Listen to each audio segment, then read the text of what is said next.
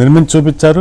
రేపు పొద్దున పాక్ ఆక్యుపైడ్ కాశ్మీర్ ని కూడా మళ్ళా మనం తీసుకొచ్చే అవకాశం ఉంది. అలాగే ఆంధ్రప్రదేశ్ అభివృద్ధిలోకి వెళ్లే అవకాశమే లేదనుకుంటున్న తరుణంలో కూటమిని కట్టి మనకి తెలుగుదేశానికి జనసేనకి మద్దతుగా ఆయన నిలిచారు. అలాగే జనసేన గురించి కూడా మనం ఇక్కడ ఒక మాట చెప్పుకోవాలండి. పవన్ కళ్యాణ్ గారు చాలా గొప్ప నటులే కాదు, ఆయన ఎంతో మానవత్వం ఉన్నటువంటి మానవతావాది. నిజానికి నాకు కూడా కొద్దిగా సినిమాలో నటించినటువంటి అనుభవం ఉండటంతో నేను గమనించింది ఏంటంటే చిత్రరంగంలోనూ కూడా పవన్ కళ్యాణ్ గారికి చాలా చాలా మంచి పేరు ఉంది. దాంతో పాటుగా ఆయన ఎంతో మానవతావాది అయ్యి నిజానికి ఆయన అదే సినిమా ఫీల్డ్ లో ఉంటే ఆయనకు ఉండేటువంటి రాజయోగం ఇంత అంతా కాదండి.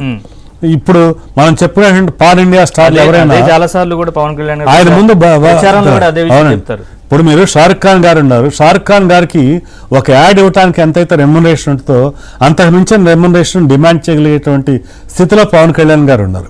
అటువంటి వ్యక్తి ఇవాళ ప్రజల కోసం అని చెప్పి 10 సంవత్సరాలుగా నిలబెడతమే కాకుండా ఇవాళ ఒక అరాచకం అనేది పక్క పోవాలి, అందరం కలిసి ముందు ప్రజలకి మేలు జరగాలంటే ఉద్దేశంతో ఆయన కూడా ఒక త్యాగం చేయాలి, నేను కూడా నాకెంత తక్కువ చేయకూడదు అనేటువంటి ఒక ఎయిమ్ తోటి ముందుకు వచ్చారండి. ఈ సందర్భంగా పవన్ కళ్యాణ్ గారు ఎంతైనా అభినందనీయులండి. ఎందుకంటే ఆయన తీసుకున్న చొరవ వల్లే ఇవాళ ఈ కూటమి అనేటువంటిది ఏర్పడటం జరిగింది. ఆ చొరవ అలాగే కొనసాగి వీళ్ళ ముగ్గురు కూడా కలిసి అంటే అటు కేంద్ర ప్రభుత్వం యొక్క సహకారం వైపు నుంచి తీసుకుంటూ అలాగే యువజనులకి ఏదైనా చేయాలంటే తపన వ్యక్తి అధికారంలోకి వచ్చారనుకోండి, వీళ్ళందరూ కలిసి ఖచ్చితంగా కూడా చాలా మంచి మేలు జరుగుతుందండి. నిజానికి ఒకే పార్టీకి అధికారం ఇచ్చే కన్నా కూడా ఇలా ఈ 3 పార్టీలు కలిసి అలయన్స్ ఉంటే ప్రాపర్ చెక్ కూడా ఉంటుందండి.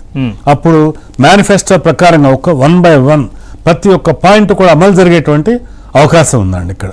కాబట్టి ఈ క్రైటీరియాస్ అన్ని కూడా చూస్తుంటే మనకి ఇలా కూటమి ఏర్పడతాను కూడా ఆంధ్రప్రదేశ్ రాష్ట్రానికి చాలా మంచి రోజులు రానున్నాయి అని చెప్పి నాకు ఖచ్చితంగా అనిపిస్తుంది. మేనిఫెస్టో అంటే ఇప్పుడు 2 పార్టీల మేనిఫెస్టో చూస్తే ఏమనిపిస్తుంది, ఎందుకంటే ఈ కూటమి మేనిఫెస్టో కూడా చాలా అంశాలు చెప్పారు వాళ్ళు. సో ప్రస్తుతం రాష్ట్ర ఆర్థిక పరిస్థితి అంతంత మాత్రంగా ఉంది, ఎన్నో లక్షల కోట్ల అప్పులు ఉన్నాయని చెప్తున్నారు. సో కూటమి అధికారంలోకి వస్తే సో ఈ మేనిఫెస్టోలో చెప్పిన అంశాలు అమలు చేయడం